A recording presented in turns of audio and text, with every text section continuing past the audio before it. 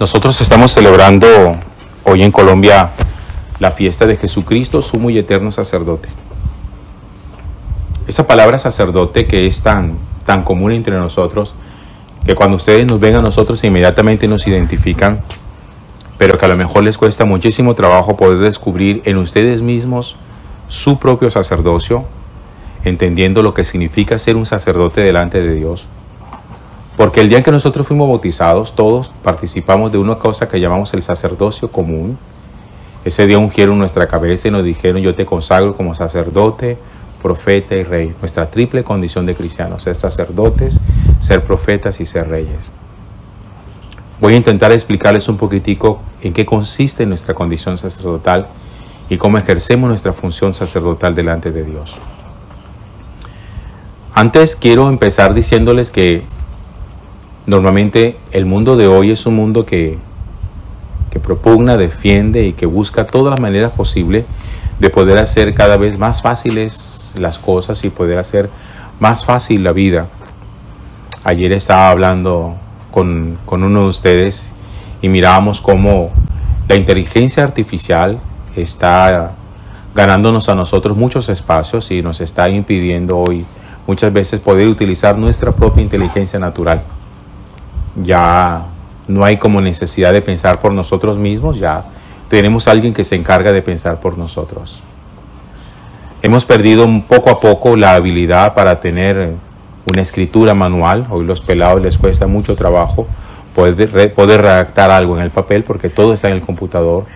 Entonces ya no es fácil deslizar un lápiz sobre una hoja de papel para hacer un manuscrito, sino que todo lo computarizamos.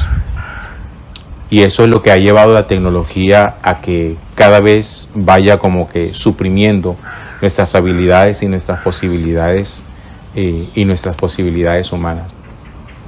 Somos el mundo de lo cómodo, somos el mundo de lo fácil, y por eso cuesta mucho trabajo poder hacer ciertas experiencias como de salir de casa, llegar a una nación extranjera, visitar a una familia amiga que tiene de pronto costumbres distintas a las nuestras, porque al final cuando nos sentimos incómodos, cuando sentimos que hay cosas que rompe con nuestra comodidad, ya sentimos como que el mundo se nos cuadra, se nos descuadra, se nos desorganiza todo.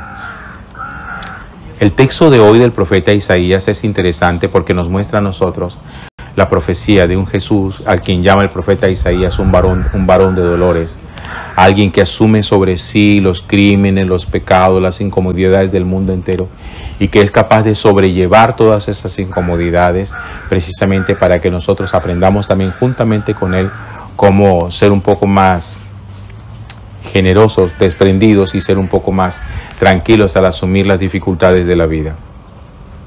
¿Qué es un sacerdote? ¿O cómo somos nosotros sacerdotes?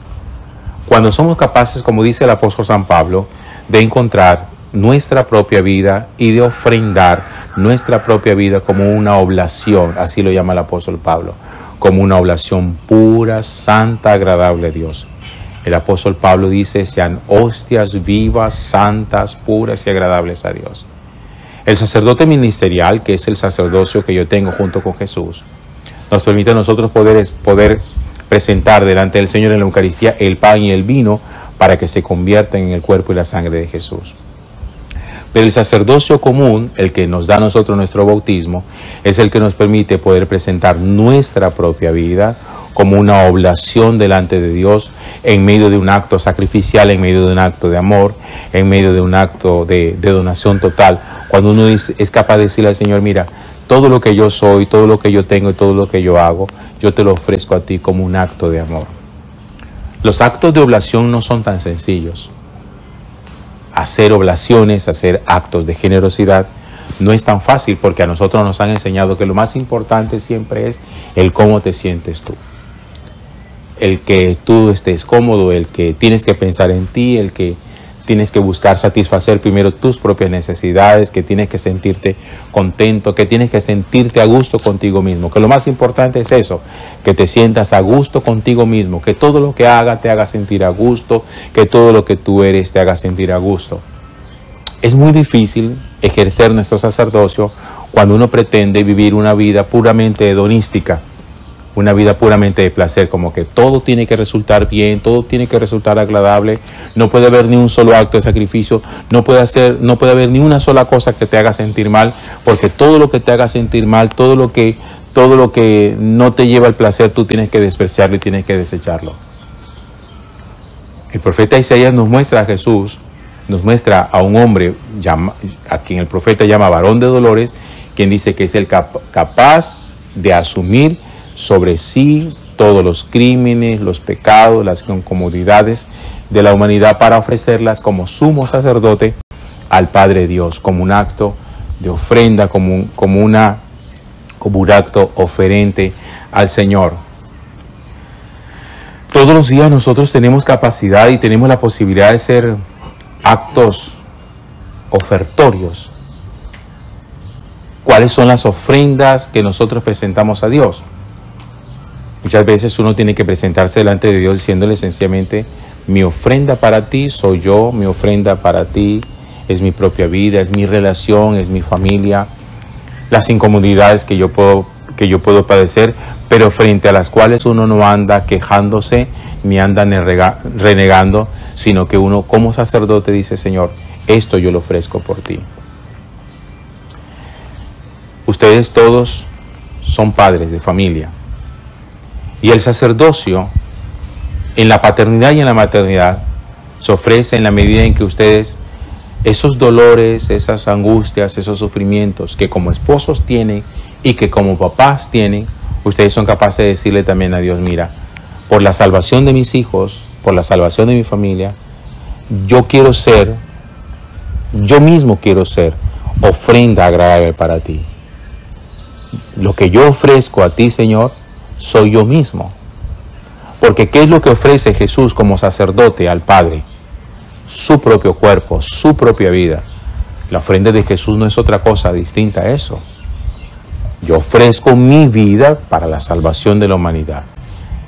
Y cuando ustedes son papás y son esposos, lo que dicen es: yo ofrezco mi condición de padre, mi condición de mamá, mi condición esponsal, para que justamente en medio de esas dificultades que diariamente nosotros tenemos en la vida, yo pueda también ser una ofrenda agradable a ti.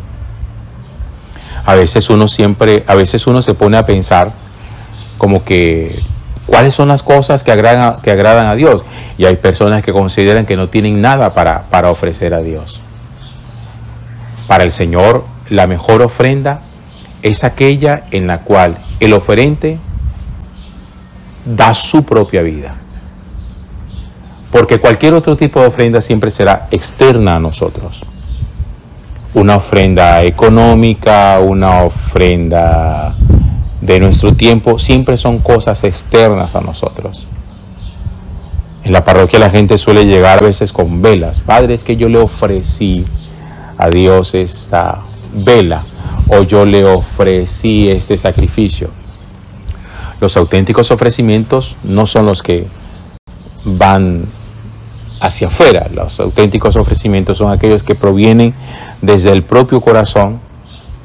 Eso que a nosotros nos duele, nos incomoda, que nos hace sufrir, que nos hace derramar lágrimas. Y que a veces uno quisiera de pronto en su oración decirle al Señor que el Señor la transforme. Pero el Señor la transforma en la medida en que nosotros somos oferentes de eso. Yo no sé si ustedes alguna vez se habrán puesto a pensar que cada vez que nosotros ofrecemos algo al Señor, el Señor lo toma, lo transforma y lo devuelve. Por eso cuando le entregaron agua, Él lo transformó en vino y lo devolvió. Cuando le entregaron 5 panes y 2 peces, Él los multiplicó y lo devolvió. Y cuando nosotros le presentamos pan y vino en la Eucaristía, lo transforma y lo devuelve. Es decir, al final ninguna ofrenda que nosotros presentemos a Dios, Dios se queda con ella, sino que la coge, la transforma y nos la devuelve santificada, nos la devuelve divinizada.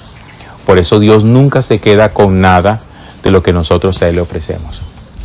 Por eso el apóstol San Pablo va a decir que el que es oferente de manera tacaña recibe. Pero el que es oferente de manera generosa recibe. Porque depende muchísimo de cuál es tu ofrenda. Teniendo siempre en cuenta que el que quiere de Dios lo más, tiene que ofrecerle a Dios lo más. No es un trueque, porque aquí no es yo te doy esto para que tú me des esto. No, Dios nos devuelve siempre lo mismo que le ofrecemos, pero santificado. Siempre devuelve lo mismo. Pero ya no simplemente humanizado, sino santificado, transformado. Cada uno de ustedes es un sacerdote. Y como sacerdotes, ustedes tienen que ofrecer sacrificios a Dios y orar por sus hijos y hacer que su sacerdocio se ejerza en su casa y que los primeros santificadores de su propia familia son ustedes mismos. Gloria al Padre, y al Hijo, y al Espíritu Santo, como era en el principio, ahora y siempre, por los siglos de los siglos. Amén.